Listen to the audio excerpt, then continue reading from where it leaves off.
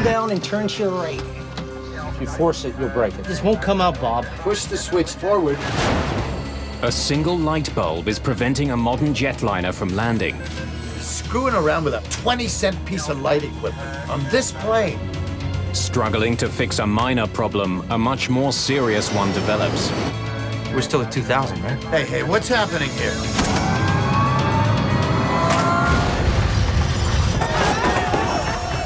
The plane crashes in a remote swamp. Those who survive the crash face a new danger. The swamp has filled with jet fuel. No one light a match! Eastern 401 was a pivotal accident in aviation history. The crash would point investigators to an astonishing danger lurking in all commercial cockpits.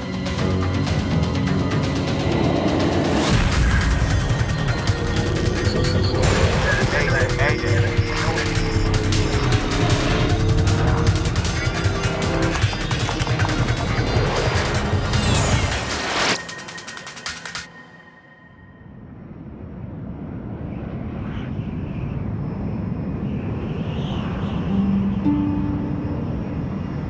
December 29th, 1972, the dawn of the jumbo jet era. On its way to Florida, this L-1011 TriStar is the most advanced passenger jet in the world. The Lockheed TriStar was a fascinating bird. It was a beautifully flying airplane. It had a tremendous amount of power and a lot of innovation to it. The cabin of this Eastern Airlines jet is large and quiet. The service is first-rate. Bob Loft is the captain for Eastern Airlines Flight 401. He's been with the airline for more than 30 years. His first officer is Albert Stockstill. His second officer is Donald Repo. The jet has left the bitter cold of New York behind and is now descending towards Miami. Welcome to Miami. The temperature's in the low 70s, and it's a beautiful night out there tonight. Go ahead and throw them out.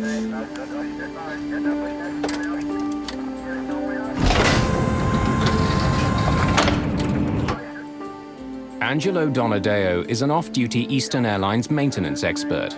He's catching a ride back to Miami. There are 176 people on board tonight's flight.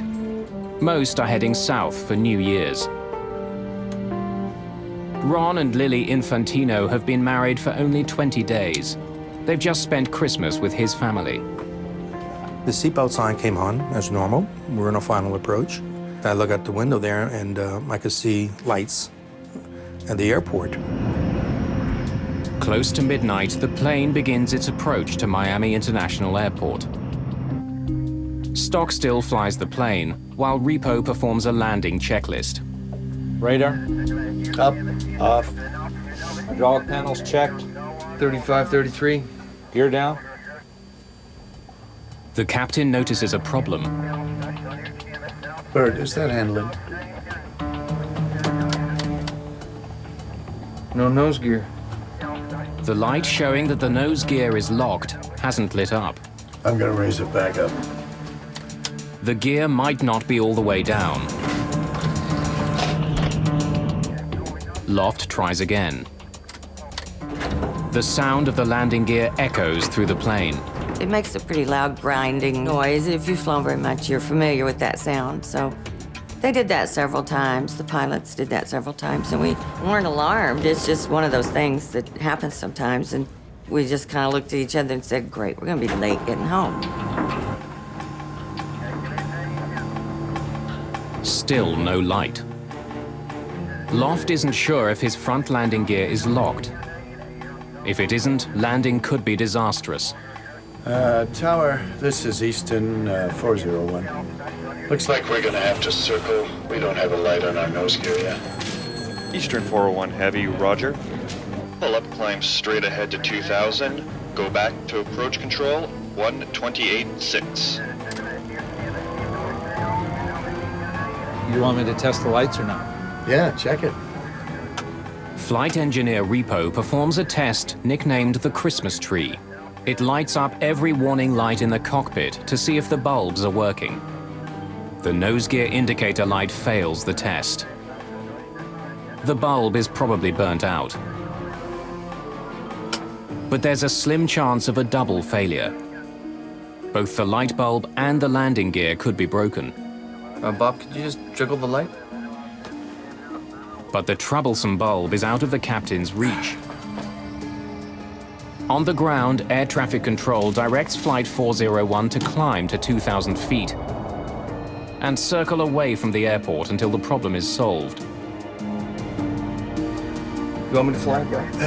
What frequency did he want us on, Bert? 128.6. I'll talk to him. It's right above that red one, isn't Yeah, it? I can't get at it from here.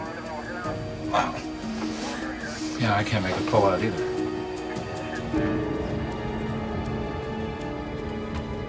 It's a moonless night.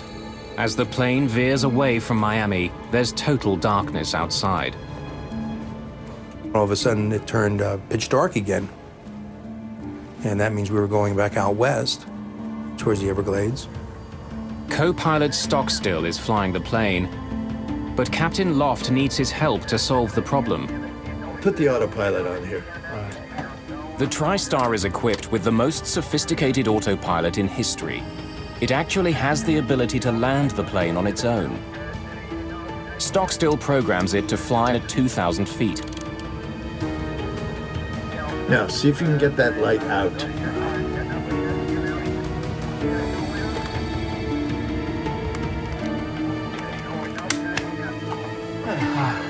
The light is finally removed.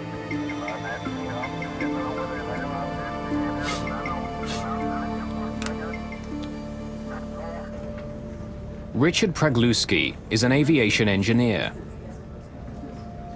He takes this flight regularly and can tell that the plane is experiencing technical problems. He was heading out towards the Everglades. I knew there was something wrong with the plane because if you have a delay, they'll circle the plane. The irritating problem isn't getting better. Now Stockstill can't get the light back in. Now, push the switch just forward. Okay. You got it sideways then. Eastern 401, turn left, heading 300. Okay, 300, Eastern 401. Hey, get down there and see if that damn nose wheel is down. The electronics bay on the plane is underneath the cockpit. The room, nicknamed the Hellhole, is a unique feature on wide-bodied jets. The front landing gear mechanism can be seen from there. You got a handkerchief or something so I can get a little better grip on this? Hold down and turn to your right. Anything I can do it Now with? turn to your left one time. Get down there and see if that damn This thing... won't come out, Bob. If I had a pair of pliers, I could cushion it with that I Kleenex. can give you a pair of pliers, but if you force it, you'll break it. Just believe me. To hell with it, to hell with this! Get down and see if we're lined up with that red line, that's all we care. Screwing around with a 20-cent piece of light equipment on this plane. As the crew struggles to fix the problem. In the cabin, Richard Pragluski sees something peculiar out of his window. I could see a tower to my right in the distance, and it looked like we were going into a glide path, which I found very strange. Pragluski has noticed something the pilots haven't. The plane is getting closer and closer to the swamp below.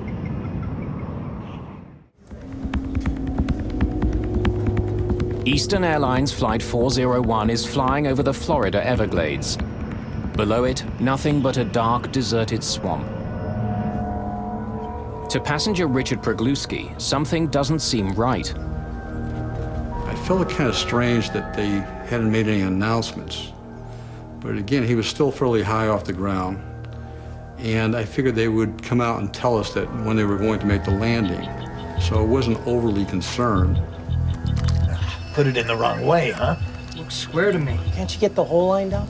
I don't know what the hell's holding that damn thing in there. It's always something. We could have made schedule. Without a green light, they still don't know if their landing gear is locked.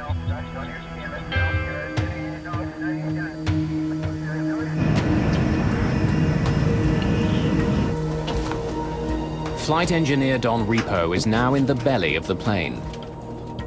There's a viewing window in the hellhole which should let him see if the front wheels are locked in place.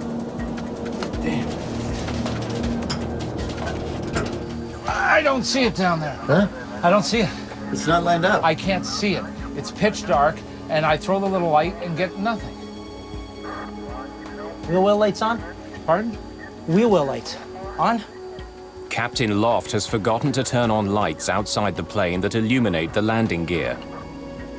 Now try it.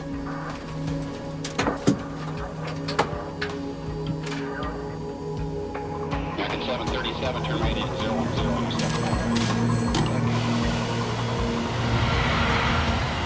At Miami International, controller Charlie Johnson has just finished dealing with another troubled jet.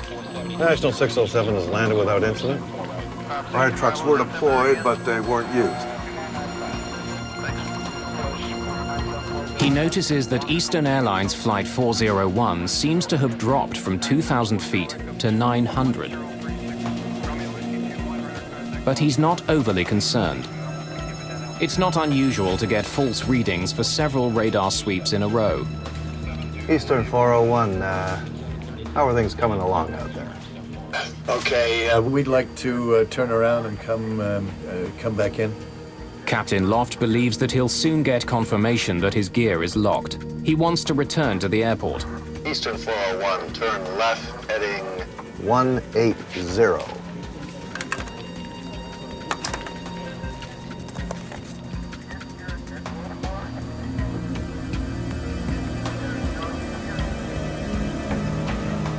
The plane is heading west, away from the airport. It will take several minutes to get lined up for the landing.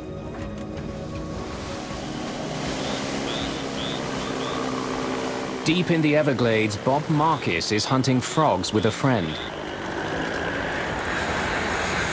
Eastern Airlines Flight 401 roars past. Sure, I just saw the lights blinking across the sky, and it was so black. There's no horizon in the west, and you could tell how high the plane was. Suddenly, the pilots make an alarming observation. We did something to the altitude? What? We're still at 2,000, right? Hey, what's happening here?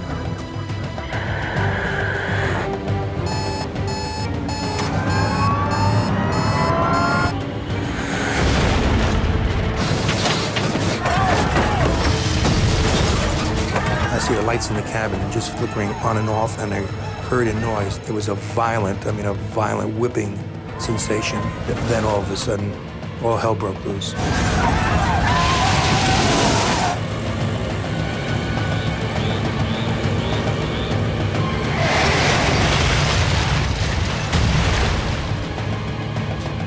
Charlie Johnson notices that Flight 401's altitude now reads as coastal, or sea level. Eastern 401, I lost you on the radar there, your transponder. What's your altitude now? There's no response from Eastern 401. Another plane makes a disturbing report. Miami approach, this is National 611. We just saw a big flash. Looked like it came out west. Don't know what it means, but wanted to let you know.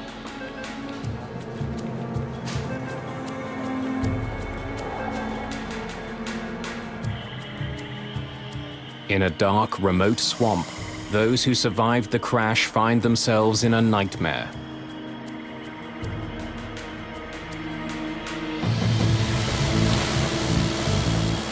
Bob Marcus races towards the site of the crash. Oh, I was going as fast as I could. It took me about 15 minutes, I think, to get to the crash site.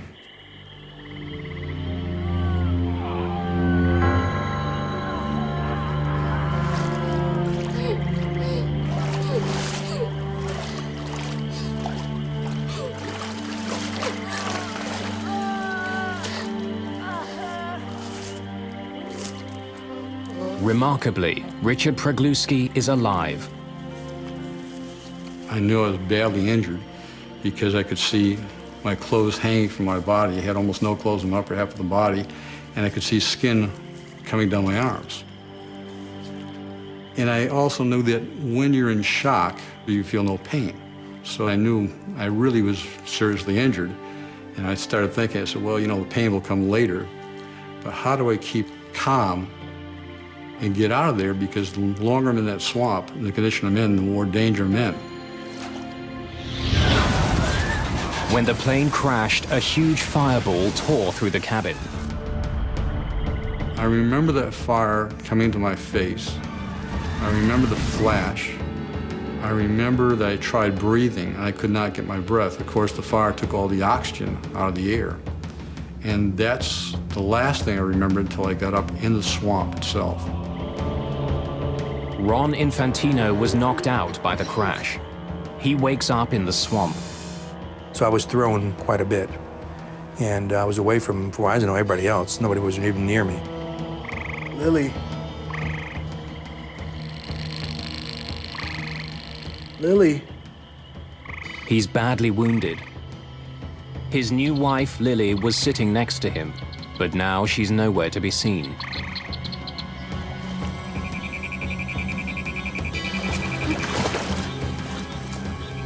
Swamp water doused the initial flames. But 20,000 kilograms of jet fuel has now leaked into the swamp. A single spark could start a deadly blaze. No one light a match! We're covered in jet fuel! What a sad thing to come through that crash and then have somebody do something stupid like strike a match and have us all just blow up. That was the real fear.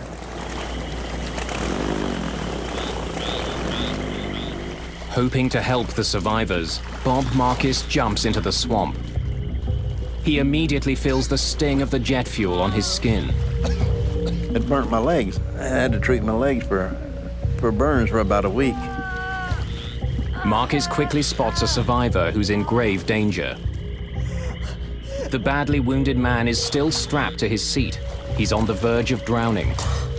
And his head kept dropping down in the water. He came up, he said, "Help me. I can't hold my head up much longer," and then dropped back down in the water. So I helped him, I pulled him up. Don't worry. I got you. I got you. Bob Marcus saves dozens of lives, preventing many people from drowning.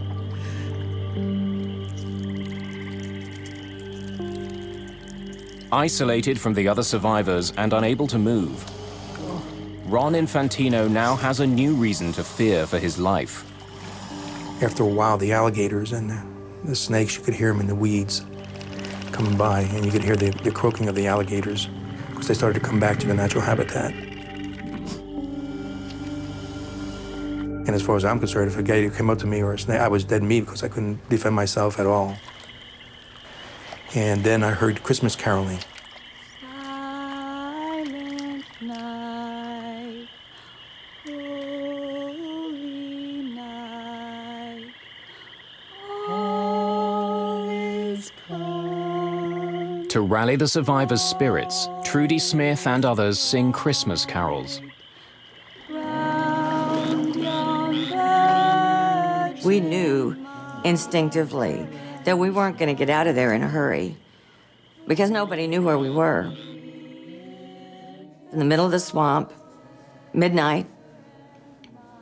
So what else are you going to do?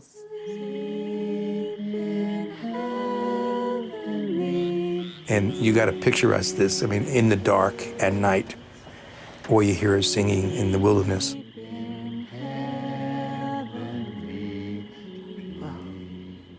It was like being on the Titanic going down type of thing, you know?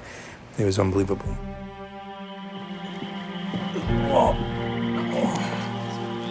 Within minutes, Coast Guard helicopters are sent out in search of the crash site. But in the pitch black night, they can't find the wreckage. Bob Marcus tries to signal the distant helicopters. But I could see where they were, and they were going the wrong direction. And I just waved the light at them until I saw them turn and head back towards us.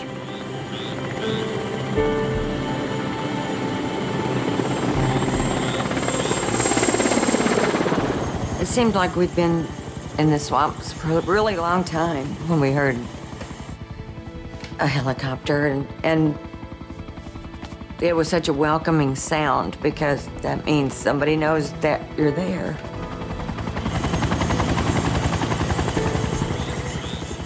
Less than half an hour after the crash, the Coast Guard arrives. But the nearest landing site is 100 meters away. Marcus rushes to meet the helicopter and ferry the rescuers back to the crash site. His first passenger is rescue worker Don Schneck. I made it to the airboat. He asked me, where are all the rescuers? And I said, this is it, let's go. He took us out into the glades to a point where he said, this is as far as I want to go because I don't want to run anybody over. And he said, there are bodies out here all over the place.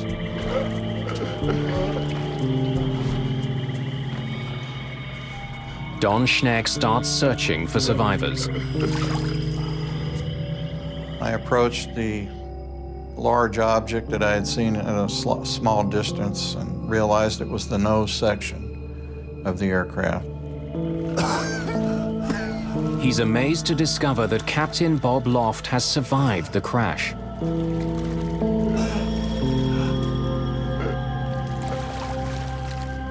He was in bad shape. He had lacerations, so I knew he had broken ribs. I could tell he was in shock, so I calmed him down, told him, I'm the only one here right now, but they're coming. Just hang in there. I'm going to die. He told me that, and I argued with him. Anything to keep anything going. It just made me feel so inadequate because it was just me. I turned around and I looked back towards Miami and thinking, where in the heck is everybody? And at that time when I looked, I must have seen 50 lights coming. And I went, thank God. First Officer Bert Stockstill was killed during the crash. Captain Bob Loft soon dies at the scene.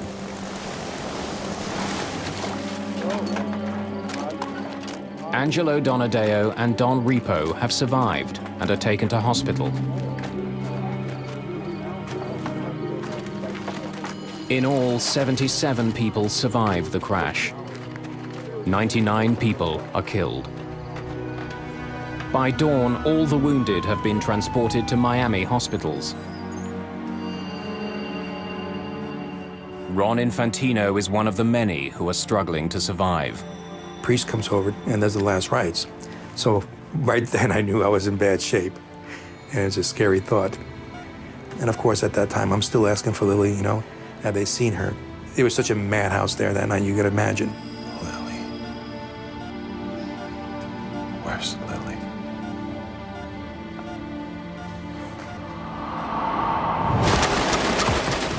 The crash is headline news around the world.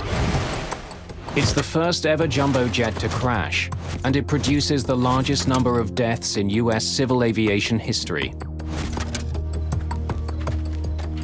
There's tremendous pressure on investigators from the National Transportation Safety Board to find out what happened. It was an enormous puzzle because this was the newest, the most sophisticated, the best of the airliners. It apparently was in perfect working condition. So the NTSB perceived that this was going to be a very long investigation that involved multi-level potential problems. The crash site itself is an important clue for investigators arriving at the scene. The trail of debris is enormously long. That suggests that the plane hit the swamp almost in the same nose-up position as it would while landing at an airport. Its descent was clearly slow and gradual. NTSB investigators have documented the final settings for many of the instruments in the cockpit. They discover that the autopilot was set to maintain an altitude of 2,000 feet. So why didn't it? Maintenance expert Angelo Donadeo is interviewed. All he can tell investigators is the crew was trying to fix a light bulb before the crash. Within days, the plane's 2 black boxes are recovered. Investigators hope they will provide some answers. Before they can extract the data, flight engineer Don Repo dies in hospital. Ron Infantino is given some devastating news of his own. The body of his wife Lily has been found under the plane's wing.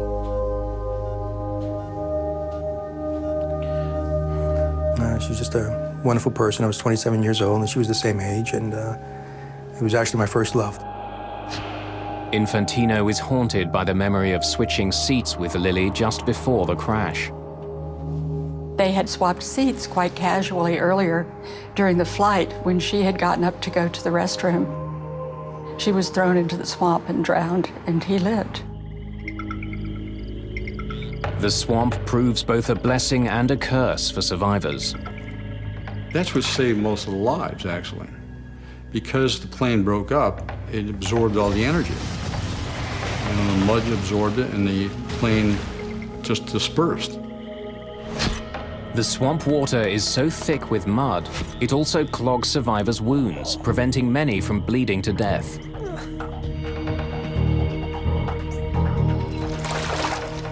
But there's a deadly new threat facing some survivors. Their wounds have become infected, contaminated by a deadly organism found in the black mud of the Everglades. The organism produces an infection called gas gangrene. It can kill a person in just 2 days. Gas gangrene can only be destroyed in a hyperbaric chamber. It's a pressurized container that gets filled with high levels of oxygen. The oxygen gets forced into the wounds and kills the bacteria. 8 of the surviving passengers are infected with gas gangrene. Hyperbaric chambers must be found for all of them. The only other way to save patients is to amputate the infected limb. Ron Infantino's arm is badly infected. Doctor came in and says, well, we've diagnosed it as gas gangrene. He says, we got to take your arm off immediately, or I have to get you to a hyperbaric chamber. Unfortunately, he says, the only hyperbaric chamber is at Mercy Hospital, and that's all been taken advantage of. Unless doctors can find a chamber soon, Infantino will lose his arm. While doctors search for a chamber for Ron Infantino, investigators examine what's left of the plane. They test its flight controls, engines, instruments, and its electrical and hydraulic systems. The plane was virtually new. It was in perfect condition. There was no mechanical reason found that would have caused the crash. In fact, some parts of the plane are in such good condition that the NTSB gives them back to Eastern Airlines so they can be installed on other airplanes in its fleet.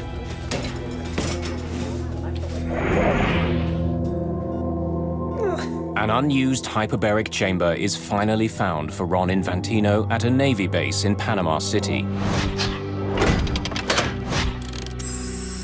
He spends 40 hours in the chamber. The pressurized oxygen kills the bacteria and saves his life. Gentlemen, we have 3 causes of the crash to explore. A state-of-the-art jetliner plunged 2,000 feet without the crew noticing. Investigators know the plane was mechanically sound. They now focus on other possible reasons for the unobserved descent. At the top of the list is subtle incapacitation of the pilot. The autopsy of Captain Bob Loft has yielded a gruesome discovery. Captain Loft had a large, undetected tumor growing in his brain. It pressed into the part of his brain responsible for sight. Medical records reveal that between the ages of 50 and 52, vision in the pilot's left eye had rapidly deteriorated. Doctors believe that the captain may have had reduced peripheral vision. The tumor could have created blind spots. As his attention became focused on the malfunctioning light, he may not have noticed dire warnings on his altimeter.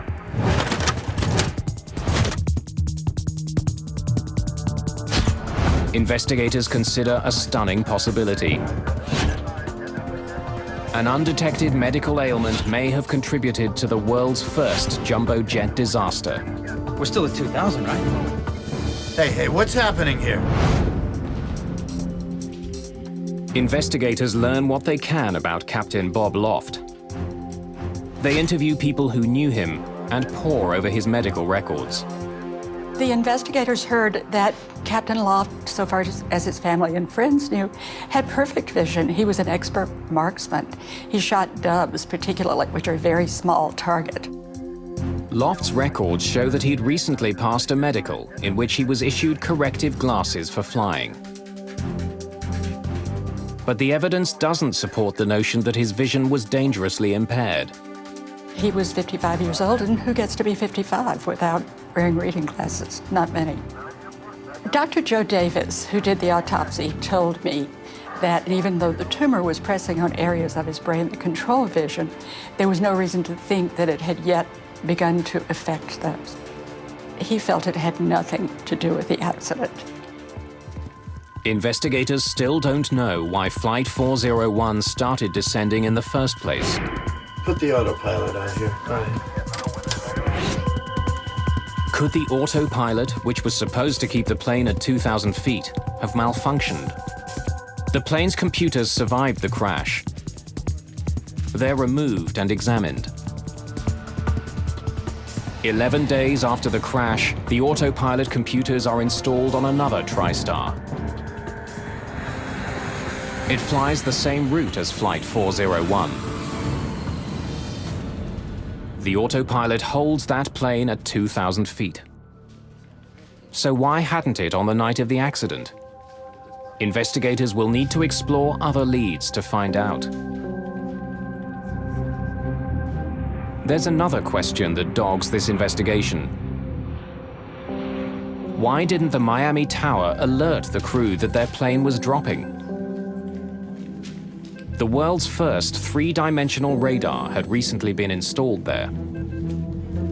It meant that controller Charlie Johnson knew the location, altitude, and speed of Flight 401.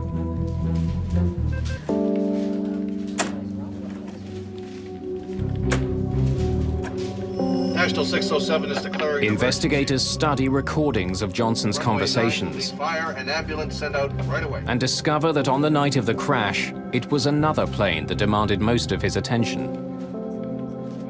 National Airlines Flight 607 was coming into land just ahead of Flight 401. That flight was having its own landing gear problems. Emergency runway 9 will need fire and ambulance sent out right away. As he focused on the emergency, Johnson handed Flight 401 over to another controller.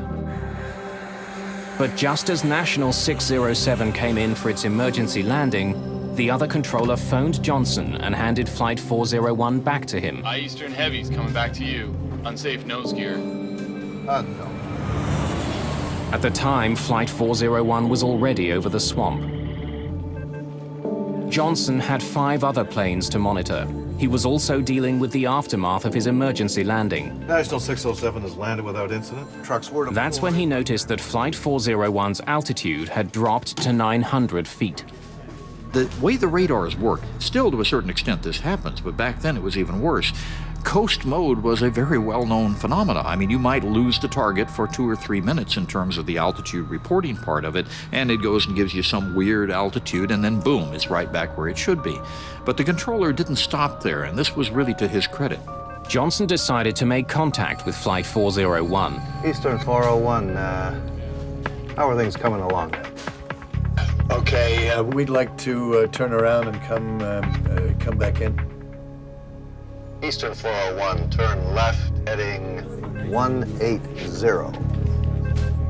After that brief exchange, Johnson assumed there was no problem. Eastern 401, how are things coming along?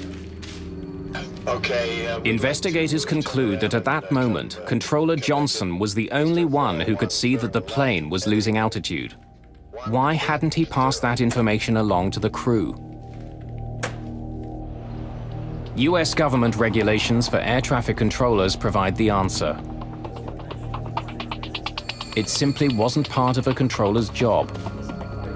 At the time of the crash, the FAA required approach controllers to maintain a separation of the airplanes. It did not give them a duty to maintain the altitude of the airliner with regard to the ground. Now investigators try to determine how the plane's own warning system failed to alert pilots to their growing danger. The L-1011 is equipped with an alarm that sounds if the plane goes 250 feet above or below the altitude selected by the pilots. As investigators replay the tape from the black box, they clearly hear that alarm sounding in the cockpit as the plane passed through 1,750 feet. Did you hear that? How did they miss it? Investigators closely examine the cockpit transcript to try to understand how the alarm was missed. Put it in the wrong way, huh? Swear to me. Investigators notice that just before the alarm sounded in the cockpit, warning the crew that the plane is too low, both pilots were completely absorbed with the landing gear light. The conversation also tells investigators that the flight engineer was below in the hellhole. The warning chime came out of a speaker at his workstation. Investigators begin to realize that the two pilots were unable to hear a perfectly audible alarm because they were focused so entirely on solving another problem. That chime, which is clearly heard on the cockpit voice recorder, was not registering in the minds of all the men on that flight deck. Not because they weren't trying to pay attention, but because they were tunneled in on this one problem. That's what we do as humans. Investigators now focus on crew distraction as a likely cause of this accident. Several instruments would have displayed the decreasing altitude. The major question was, why were the pilots so preoccupied that they were not looking at the instrument panel? They had to look at the human beings. They had to look at the interaction. They had to look at why no one was paying attention to the airplane as it began to creep out of 2,000 feet. That was scary territory in 1972. Investigators interview a number of pilots and make a startling discovery. Pilots admitted that they placed a lot of trust in the modern new autopilots flying their planes. They may have become overly dependent on the technology. Put the autopilot on here. Right. Investigators suspect that the Eastern crew was so confident in their autopilot that they didn't monitor their instruments as closely as they should have.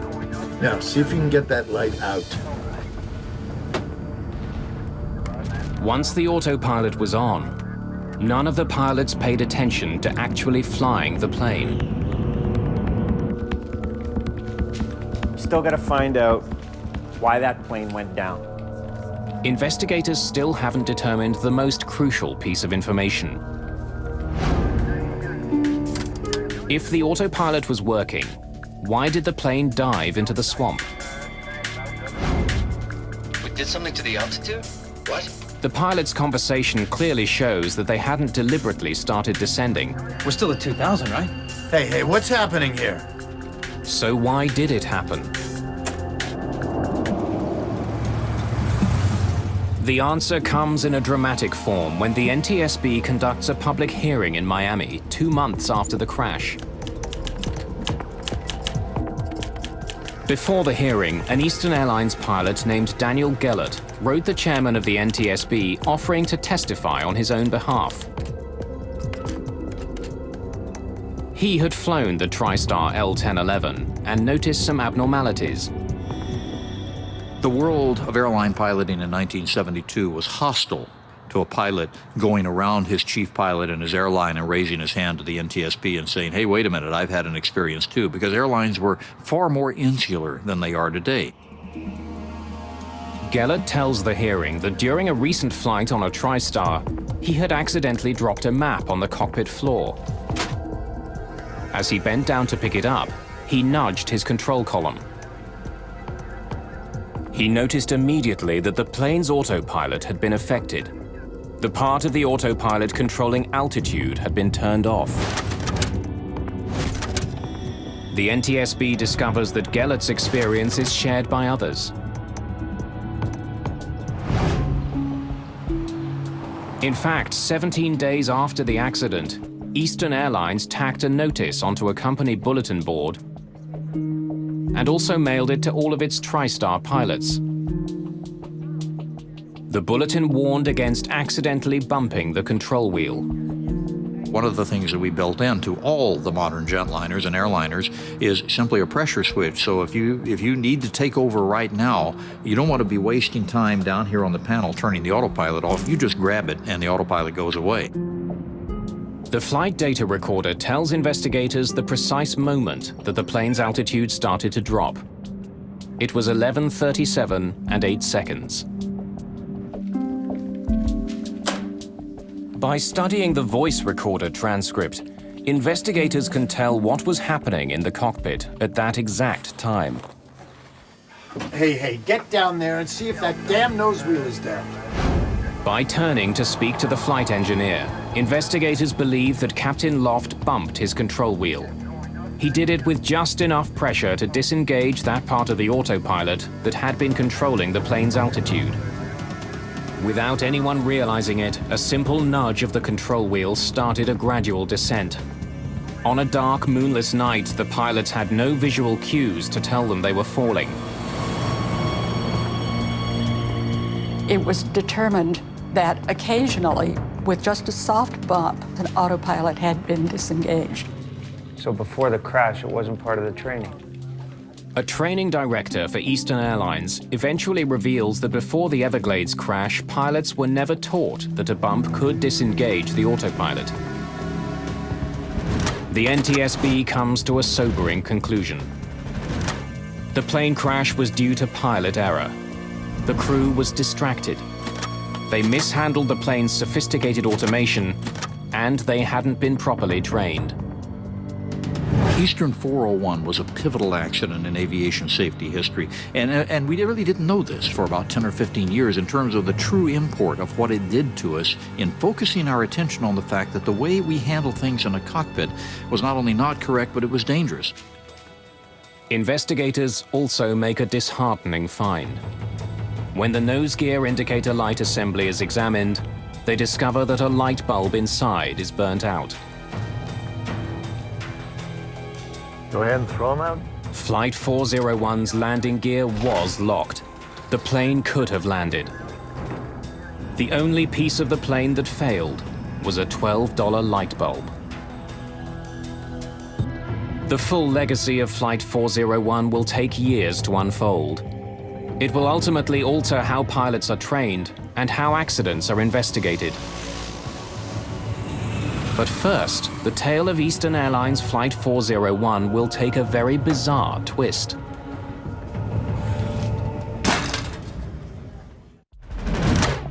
As far as the NTSB is concerned, the investigation into Eastern Airlines Flight 401 is over. Several recommendations were laid out to prevent similar accidents. Those include new regulations instructing air traffic controllers to warn pilots when they're getting too close to the ground. But 4 years later, it became clear there was a bigger lesson to be learned from Eastern Airlines Flight 401. In 1977, two 747s collided on a runway in Tenerife on the Canary Islands. It was the deadliest plane crash of all time. And we're now at takeoff. Okay, stand by for takeoff. I will call you. 1736, report when runway clear. That accident was caused by a string of miscommunications in the cockpit. Is it not your off now? Is it not your off? They're on America. Investigators established that 70% of crashes were due to pilot error.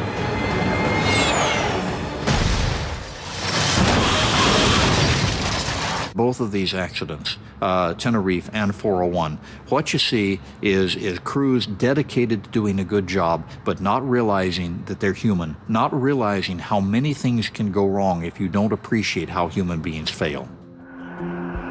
By the late 1970s, NASA began to explore a new behavioral science designed to reduce pilot error. And pilots be on the lookout for any different behavior when we acquire. It's called Crew Resource Management, or CRM.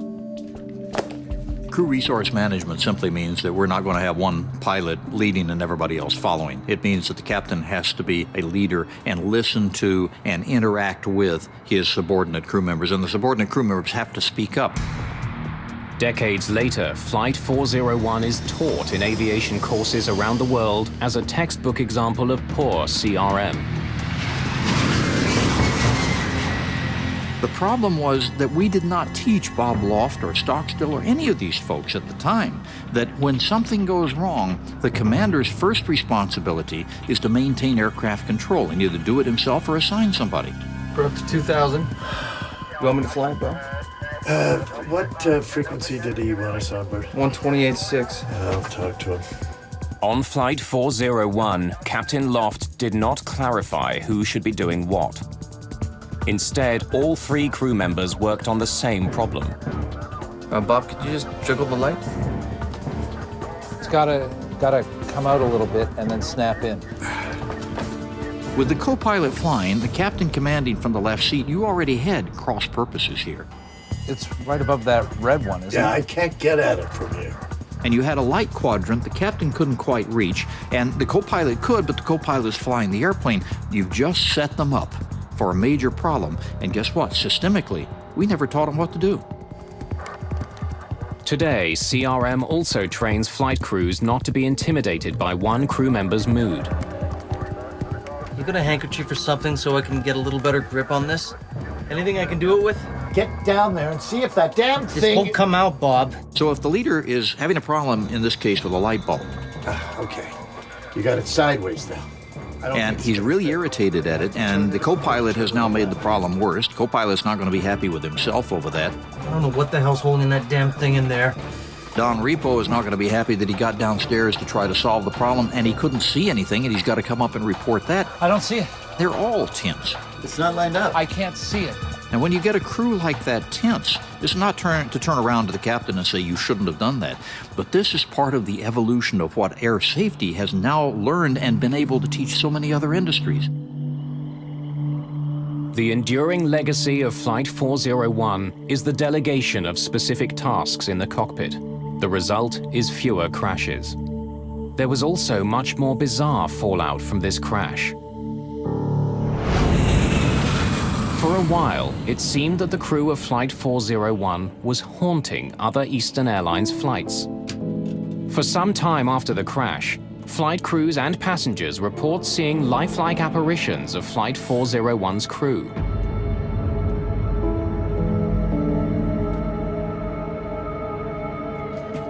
Many of the ghost sightings were on aircraft fitted with recovered parts from Flight 401.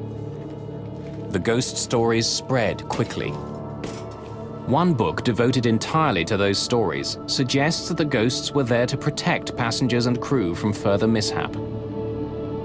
The official reaction at Eastern Airlines to these ghost stories was one of absolute eye-rolling denial in public, and in private, a certain bit of panic. There are so many ghost sightings that eventually Eastern Airlines removes Flight 401's cannibalized plane parts from all other aircraft. None of those who survived the crash will ever forget the horror they witnessed in the Everglades that night.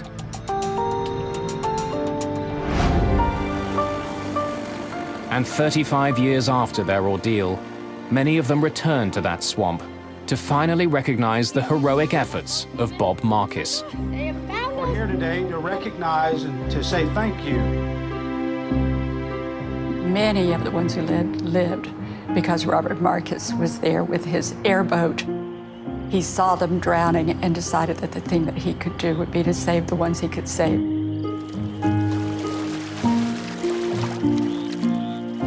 Robert Marcus was the kind of person that I hope that all of us ultimately would be if we were confronted with that sort of thing, but he drew on some special courage to do what he did. He was one of the true heroes of the crash.